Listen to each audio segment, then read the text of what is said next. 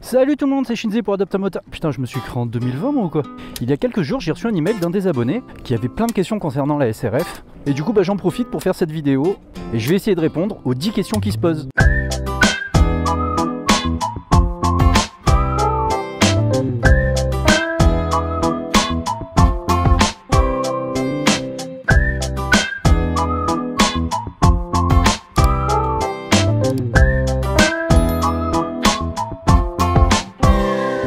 Juste avant de commencer, une petite parenthèse très rapide. Je viens de jeter un œil sur mes stats de ma chaîne YouTube et ces dernières semaines, j'ai cumulé plusieurs milliers de vues sur mes vidéos. Donc déjà, merci beaucoup. Mais surtout, j'ai pu voir que vous êtes près de 90% à regarder mes vidéos sans être abonné. Donc juste très rapidement, si vous pouvez cliquer sur abonner, ce serait super cool pour moi. Allez, c'est parti. Première question. Niveau entretien, ça revient à combien? Alors dans sa question, il précise sur l'année ou à 10 000 km. Alors ça tombe bien parce que ce mois-ci ça fait un an que je l'ai et j'ai plus de 10 000 km au compteur. Donc niveau entretien, ce que ça m'a coûté, donc ça, plus ça, plus ça, plus ça, je rajoute ça. Ok, ça m'a coûté 0. Non, je déconne. La seule chose que ça m'a coûté, c'est que j'ai changé ma courroie et je crois que ça m'a coûté peut-être 200-250 balles, je sais plus. Très franchement, j'aurais pu m'en passer, hein. Mais bon, j'avais envie de me refaire vraiment une base à neuf. Et vu que je venais de faire les pneus, tout ça, j'ai changé la courroie. Mais sinon, sinon c'est tout ce que ça m'a coûté. Donc deuxième question, y a-t-il toujours un câble sur les bornes publiques? Alors malheureusement non, c'est ce que j'ai expliqué dans ma vidéo. Il est extrêmement rare de tomber sur des bornes où le câble est accroché. Alors c'est pour une histoire de normes, j'ai potassé le sujet entre temps. Et alors il y a une histoire de normes, alors norme NF, je sais plus quoi, j'ai plus les infos en tête. Mais qui fait que en gros, légalement on n'a pas le droit d'avoir le câble sur la borne pour des histoires de protection, je sais pas quoi. Bref, par contre, on peut en trouver sur des bornes qui font vraiment des grosses charges rapides. Alors j'en ai vu qu'une seule de toute ma vie qui est basée à Tallard. C'est la DZ où je vais sauter et ils ont une borne où ils font, je crois, du combo CCS. Enfin, ils font pas mal de différents types de charges assez costauds. Et là, les câbles sont attachés. Mais sinon, dans l'immense majorité des bornes, pourtant, je sais qu'il y en a un paquet dans le coin. Je suis d'ailleurs encore allé rouler hier après-midi dans l'arrière-pays varois, en revenant de Vinon-sur-Verdon. Et je me suis arrêté à Varage. Et les bornes, généralement, sur une borne, il y a deux côtés.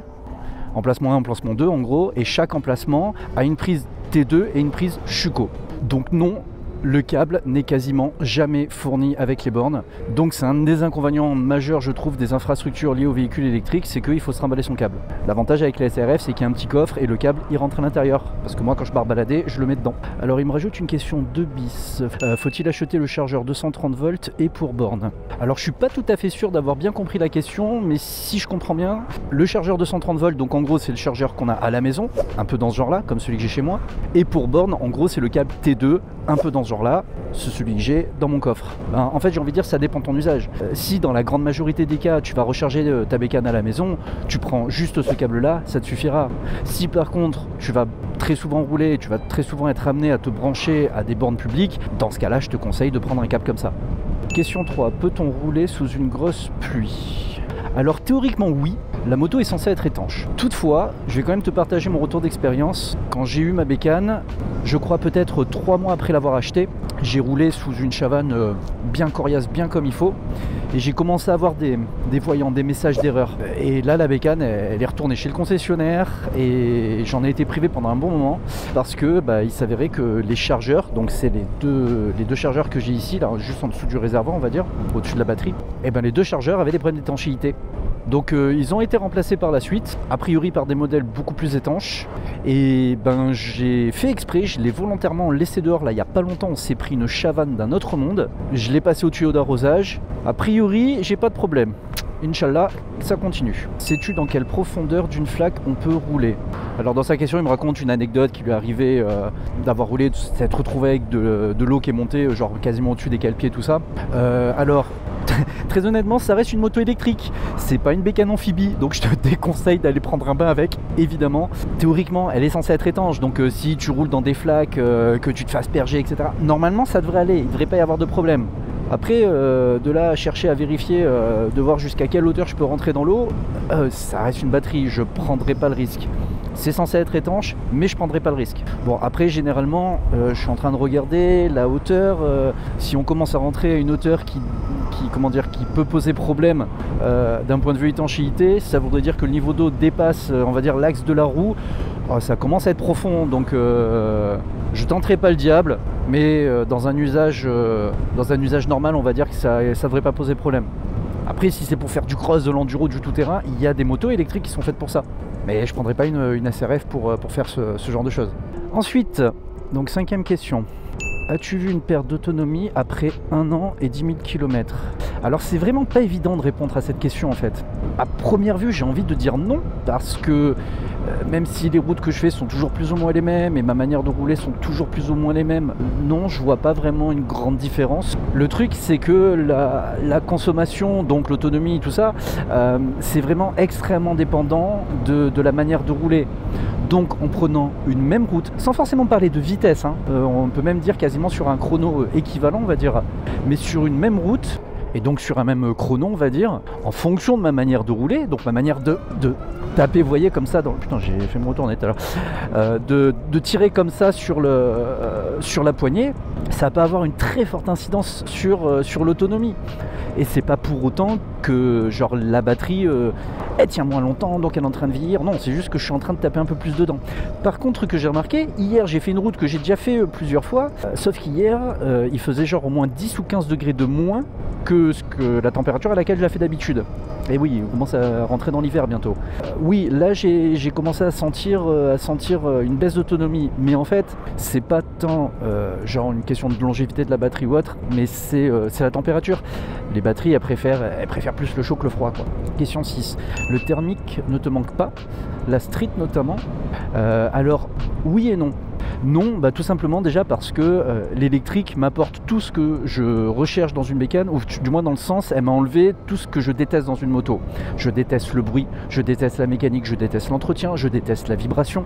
Donc voilà, vous savez en gros la différence entre une électrique et une thermique. Voilà, c'est pour ça que l'électrique me convient beaucoup plus que la thermique. Il y a une chose qui me manque, mais vraiment une chose, c'est les wheelings. C'est pas que j'y arrive pas, mais c'est que j'ose pas, c'est que j'ai peur d'en faire avec ça. Normalement, par exemple, vous voyez ici, à peine je sortais d'ici, là je mettais un coup d'accélérateur et je partais en lève. Et là je pense que vous n'avez rien entendu avec le bruit du vent. Non, ouais, la seule chose qui me manque par rapport au thermique, c'est ça, c'est le fait d'avoir mon petit coup de lèvre comme ça, la clac clac, c'était marrant. Ouais, ça me manque. C'est quoi, je suis à 2 doigts de me racheter une street exprès pour ça, quoi. Mais après je suis sûr qu'on pourrait lever en wheel, mais je vous rappelle que je me suis pris une belle boîte en DSR. Depuis je flippe vraiment de rouler sur une électrique sans traction control. La charge rapide de 2 heures possible sur secteur. Ah bah tiens, là tu vois, j'ai un truc à te partager. Il n'y a pas longtemps, j'ai réussi à rentrer chez moi avec la batterie à 0. Elle était vraiment vide de chez vide. Il y avait même un voyant au milieu, un message qui écrivait comme quoi la batterie de traction ne permettait plus de faire avancer le véhicule, un truc dans le genre.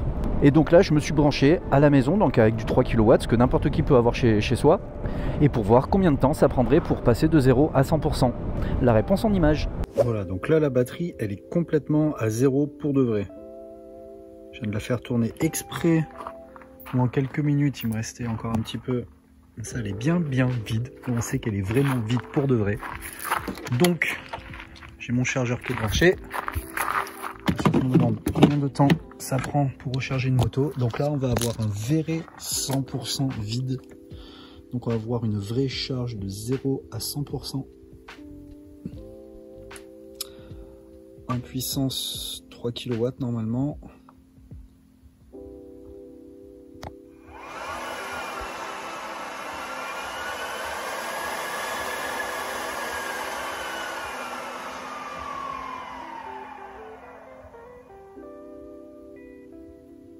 Voilà. Donc pour recharger de 0 à 100% sur une prise domestique standard à 3 kW, faut compter 2h30. Est-elle fiable ou a-t-elle souvent des pannes?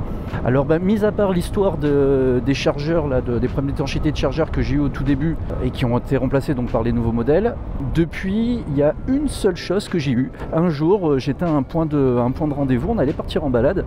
Au moment de partir, je mets le contact, plus rien. Pas de compteur, pas de phare, pas de clignot, walou. La moto juste, elle roulait. Je pouvais rouler, mais j'avais plus rien qui fonctionnait. Et en fait, c'était juste un fusible qui est en dessous de ma selle, donc sous mon cul, là, à côté de la batterie accessoire. Et donc du coup, voilà, j'ai ce fusible qui avait dû bouger, donc du coup, je l'ai remis bien en place et depuis, tout est revenu à la normale. Question 9. Le SAV de 0 est-il rapide? Alors là, c'est un peu le bas qui blesse. Faut savoir qu'en fait, zéro, il n'y a pas de... Pour le moment, c'est pas vraiment très répandu. Alors vers chez moi ici, des concessions on commence à en avoir. Donc la première concession zéro qui a ouvert, donc c'est Team FB à Mandelieu.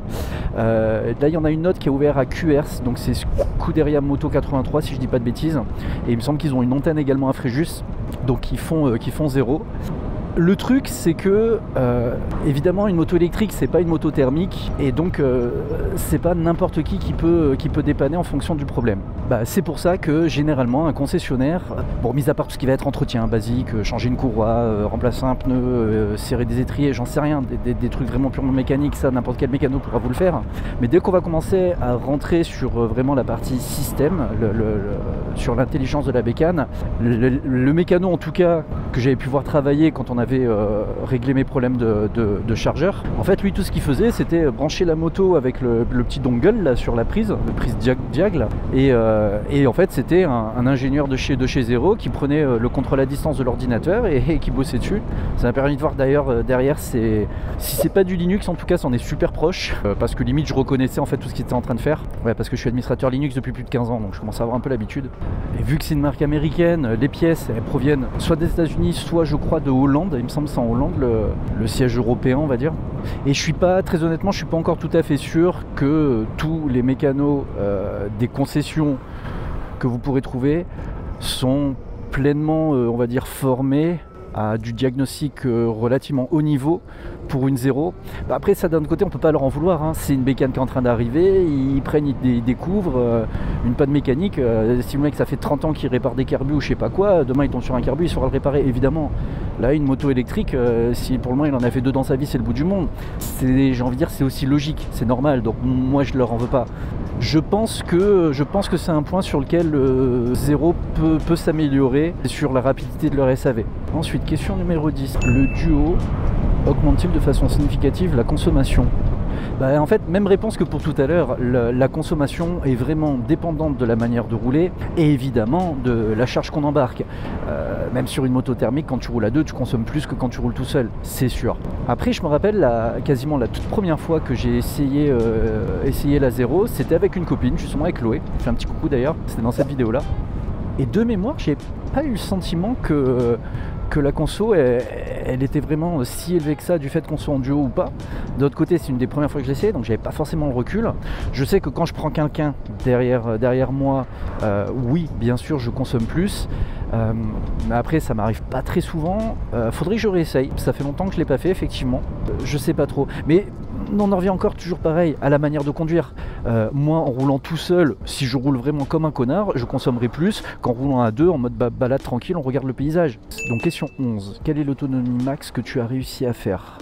Alors il faut savoir que quand je tourne des vidéos comme je suis en train de faire là, je peux difficilement rouler à plus de 60 km/h parce qu'en fait sinon je vais avoir trop de vent, vous allez voir.